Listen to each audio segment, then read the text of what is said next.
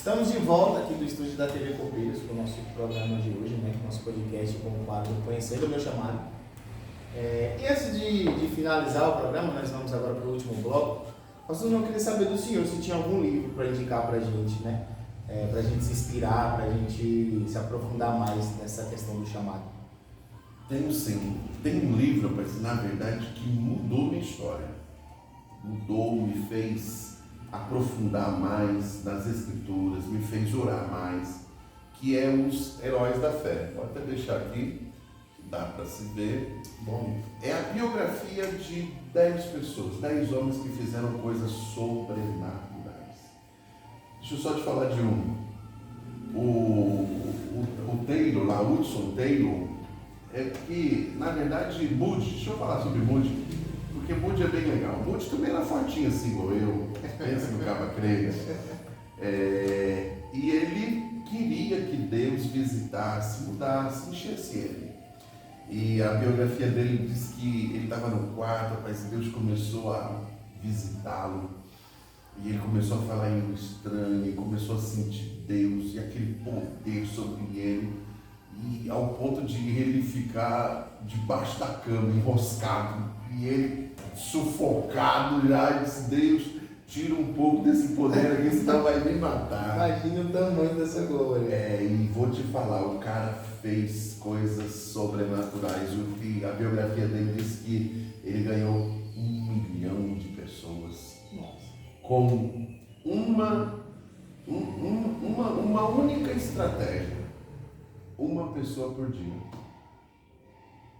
Eu tenho uma missão de ganhar uma pessoa. Então foi 1 milhão de pregações. Uma pessoa por dia. Merda. E o cara fez coisas extraordinárias. Deus foi gentil na vida dele. Então são coisas, e por isso é importante a leitura. Eu escrevo livros. E deixa eu te contar uma coisa que mudou o meu jeito de ver livros. Aí, quando eu ia comprar um livro, eu pensava no preço. Pô, esse livro é caro para encrenca, pensa nos livros caros.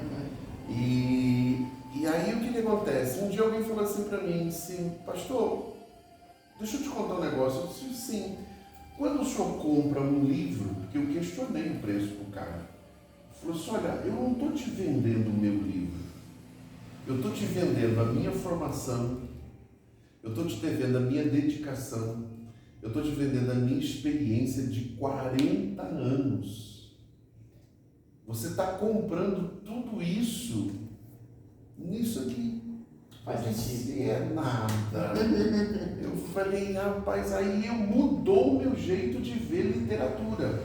Tanto que hoje eu não tenho problema de pagar um preço que seja justo, entendeu? Mesmo que ele seja um pouco mais alto. Por quê? Porque não é apenas a página escrita, é a experiência da pessoa, a vivência da pessoa, aquilo que Deus revelou para ele, aquilo que Deus mostrou para ele. Tanto que um dia eu aprendi um negócio: Deus nunca vai revelar tudo para mim. Por quê? Porque Ele já revelou para alguém. Então qual que é o meu dever? Estar simplesmente adquirindo aquilo que Deus já deu como experiência para outra pessoa. Então por isso eu deixo aí para hoje, nessa indicação, a indicação dos heróis. Heróis da Fé. Esse livro é muito bom, já li ele também, é muito edificante. Em relação à chamada, eu acredito que é um dos melhores livros. E como a gente tem certeza, professor, dessa chamada? Como ter certeza do chamado? Olha, a certeza dessa chamada, ela vem com o tempo, não é da noite para o dia. E posso te dar até uma fita métrica para você medir isso. Quanto eu estou disposto a renunciar por amor a isso? Deus me chamou para ir pastorear, casei, pouco tempo depois me chamou para pastorear em outra cidade que eu morava. Foi difícil. Eu disse: não, Deus, eu vivi aqui a vida toda. E Deus usou várias pessoas para que eu fosse. Depois disso, pastoreei pouco tempo ali, fui para uma outra cidade mais longe. Eu fui, primeira igreja, eu fui ser o pastor da igreja. Eu era diácono ainda, não era presbítero. E isso lá onde o senhor morava, lá em Isso. Santos, né? Lá em Oswaldo Cruz, lá no começo da fé mesmo. Sim. E aí o que acontece? E aí as pessoas não podiam saber que eu era diácono, porque tinha um presbítero da igreja que queria ser assumir e o chefe não deixou. Sim. E aí o negócio cresceu demais. Deus fez uns negócios lá, rapaz. Era uma igrejinha pequenininha, mas abarrotou de gente. Quando abarrota de gente, já é assim, não tem jeito. E aí me tiraram de lá. E eu fui para uma outra cidade mais longe ser o faxineiro da igreja. Agora, eu não podia mais sentar no púlpito porque eu era, lá tem o costume de sentar no púlpito, porque eu era diácono, não era presbítero, só sentava no púlpito presbítero e pastor. E eu acho que eu fui o único lá daquele campo que foi empossado como faxineiro da igreja pelo presidente. O presidente foi me empossar como o faxineiro da igreja. E para deixar claro que eu não era o pastor, que eu era o cara que ia cuidar da zeladoria da igreja. Mas foi ali que Deus falou comigo mesmo. Deus disse que eu estava varrendo a igreja e tinha um pardal dentro da igreja, comendo besouro, essas épocas de besouro lá. E aí eu comecei a expulsar esse pardal, abrir as janelas todas, penso umas janelas duras de abrir, que você tinha que subir para abrir. E o pardal vai embora, que agora eu vou varrer aqui, você não vai ter mais comida, você vai ficar aqui preso. Eu conversando com o pardal, sabe? Sai e tal, e aí eu jogava um pano nele para ele ir, e ele vinha e ia debaixo do banco. E era só um pardal? Um pardal só.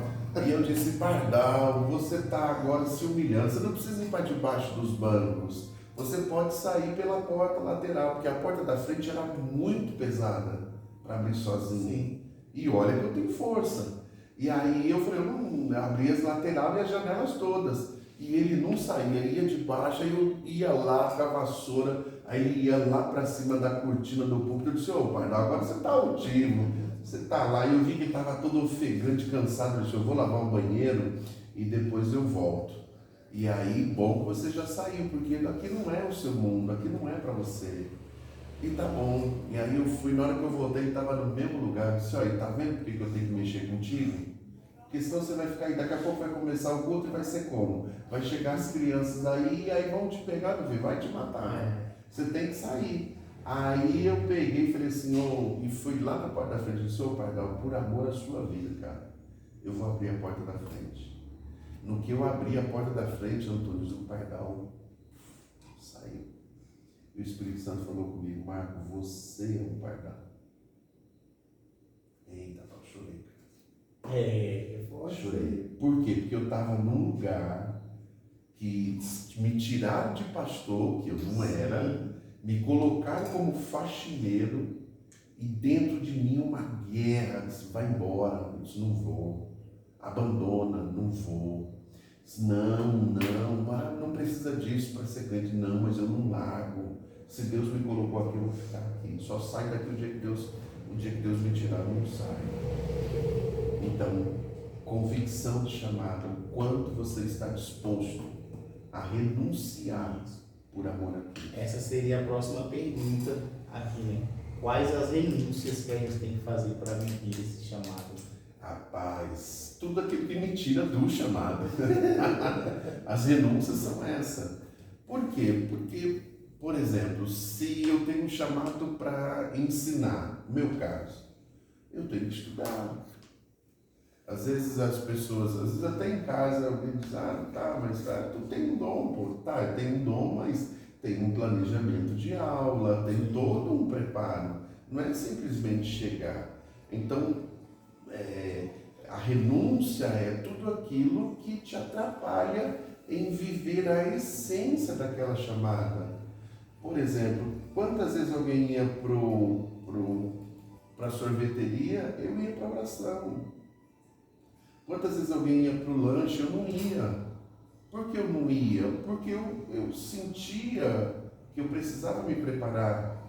Antônio, os meus 10 primeiros anos de crente, eu orava todos os dias, das 3 da manhã às 7 da manhã. às 6h30, porque eu entrava no trabalho às 7. Todos os dias. Todos os dias. Por quê? Porque eu precisava daquilo. E um dia Deus falou comigo um negócio muito legal. Meu irmão comprou um fila, sabe aqueles cachorros que viram um cachorro grandão? E comprou ele pequenininho.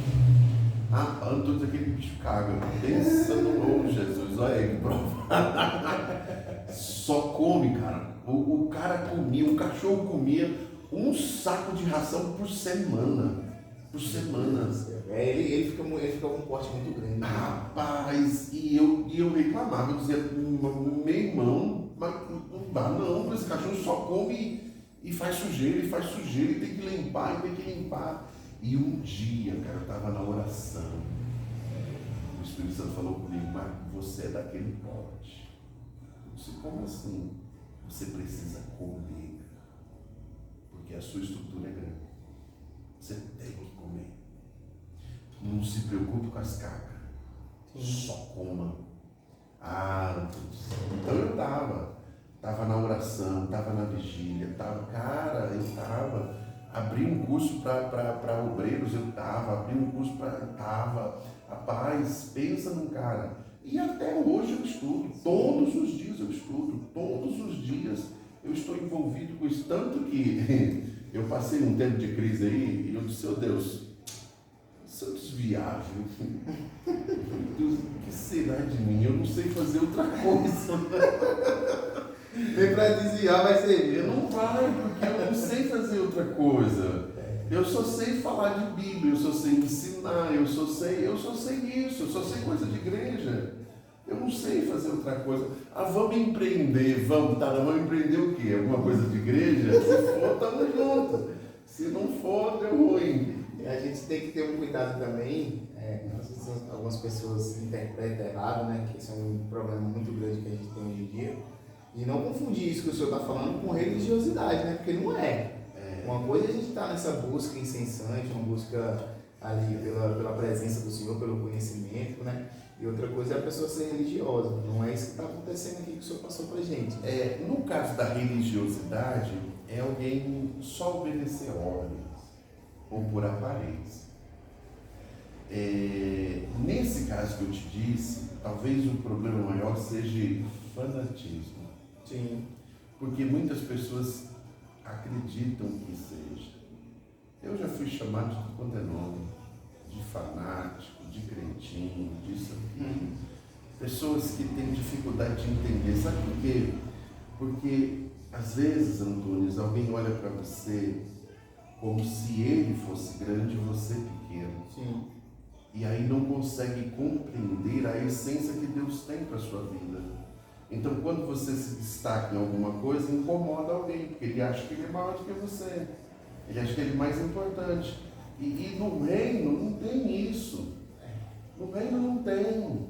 No reino, quanto maior eu quero ser, menor eu tenho que agir. Se até o nosso Senhor veio para servir, não se servir, então quem a gente faz? Aí que tá, e às vezes alguém se confunde. Alguém se confunde nisso. Não, eu estou acima de você. Tá bom, aqui o senhor tá, mas no reino, Sim. no reino inverte. Entendeu? Então, se eu consigo entender que, e outra, é sempre com foco em Cristo. Sim. E se eu fosse deixar um conselho, eu deixaria o seguinte conselho. Pega aí você que está assistindo, o conselho do pastor. Um seguinte conselho. Curta a viagem. Não fique preocupado com a chegada. Curta a viagem. Mas o dia que eu sei, pastor, fica tranquilo. Não fique focando nesse dia. Aproveite o dia de hoje. Aproveite a experiência de hoje. Aproveite as oportunidades que Deus está colocando para você hoje. Por quê? Porque são experiências que você vai contar lá na frente. É como se fosse os bloquinhos para a parede que Deus está construindo através dos seus feitos. Tanto que eu digo sempre, glória, a nosso tempo. O que muita gente tem dificuldade de entender é que na chamada, focar no resultado é ruim. eu tô olhando lá na frente, o dia que Deus vai me exaltar, o dia que Deus vai me colocar no holofote. Cara, curta a viagem até lá. Por quê? Porque quando chegar lá, falo para tu com experiência própria, o vazio é grande para com os outros. O que muita gente não conta, o que muito grandão não fala, o que muitos homens de Deus não compartilham, e até por segurança, até por não se expor, é que nos bastidores individuais os conflitos são gigantes, as lutas são muito grandes. Então, se eu não estiver preparado, não fica. Por quê? Porque alguém acha que você é pastor, você é perfeito, e não é. Alguém acha que você é pastor, você tem que engolir tudo, e não dá para engolir tudo. Alguém acha que você é pastor, que você chegou, então você é tapete, alguém pode pisar, alguém pode... E a gente sorri apanhando. Se eu fosse desenhar um homem de Deus, e eu vi esse desenho em algum lugar, alguém aqui sorrindo, abraçando, cuidando, mas com um monte de facas nas costas encravadas. E ele tem que viver com aquilo. Sim. E ele tem que sorrir com aquilo. Às vezes não está bem. Essa é a parte, esse é o lado escuro da coisa, né? Que ninguém vê, que acha que ser pastor é só... É só glória, é só glória, holofote. só holofote, pastor é isso, pastor é aquilo, pastor é bajulado, pastor ganha isso, ganha aquilo, mas, cara, como eu falei no começo, é uma batalha espiritual fortíssima, e envolve muita coisa. E de verdade, Vaz, de verdade, às vezes alguém fala, o pastor ganha X ou Y. Quantas vezes eu disse, Deus, eu queria ser normal, trabalhar normal, ter o meu salário normal, ter o meu... Se eu tenho vocação para ensino, pronto, eu vou usar para mim, eu vou dar aula em faculdade, mas... Porque quantas vezes eu disse, Deus, será que vale a pena? Porque se eu servir por causa do salário ou por causa da recompensa financeira, cara, primeiro que... Aí você fala, Jesus, é melhor não, é melhor não. Então eu deixo aqui uma dica para você. Se você está vivendo a sua chamada para uma recompensa financeira, desista. Não é o caminho. Não é o caminho. Porque a recompensa aqui na terra... O apóstolo Paulo diz, se eu esperar Jesus, ou esperar a recompensa só aqui, eu sou o mais miserável de todos os homens. Agora a recompensa no céu é top. E eu aguardo por ela. E eu sirvo com a motivação dela. Um dia o meu Senhor vai me recompensar. E ele diz, a minha recompensa está nas minhas mãos e eu darei a cada um segundo as suas obras. Amém, aleluia. Então, se você entendeu o que é o chamado, quais as evidências do seu chamado, como ter certeza do seu chamado e o que renunciar para viver o seu chamado, deixa o seu like aí, se inscreve no nosso canal, tá? Será de uma ajuda assim, a gente já falou algumas vezes, mas é uma coisa tão simples, é só clicar no botãozinho aí que você já ajuda a gente bastante. Esse foi o programa de hoje, conhecendo o meu chamado, né? Comigo, Antunes, e com o pastor Marcos. Espero que vocês tenham gostado, que vocês tenham sido edificados, né? Que vocês tenham, assim como eu, fui muito edificado e aprendi bastante, né? A gente, na nossa igreja, a gente gosta muito de ouvir o pastor, tanto pregando, tanto dando aula, conversando, né? Então, porque é isso aqui que ele prega, né? Então, até a próxima, voltaremos com mais programas. Tem mais programas além do Conhecendo o Meu Chamado. Tem muita novidade vindo por aí na TV Copeiros, então não se esqueça de se inscrever e deixar seu like para você estar por dentro de tudo. Amém, pastor? Amém. Lembra de ativar o sininho. Tem isso também. Porque ativando o sininho, na hora que lançar, você já recebeu a notificação, tá? Verdade. Que Deus abençoe vocês. Antunes, é uma honra, rapaz. A honra é toda minha, pastor. E eu acredito que Deus mudará a história de muita gente através desses bate-papos, desse programa que Deus tem colocado aí ao seu coração para estar Aleluia. E nós vamos romper em nome de Jesus. Amém. Amém? Amém.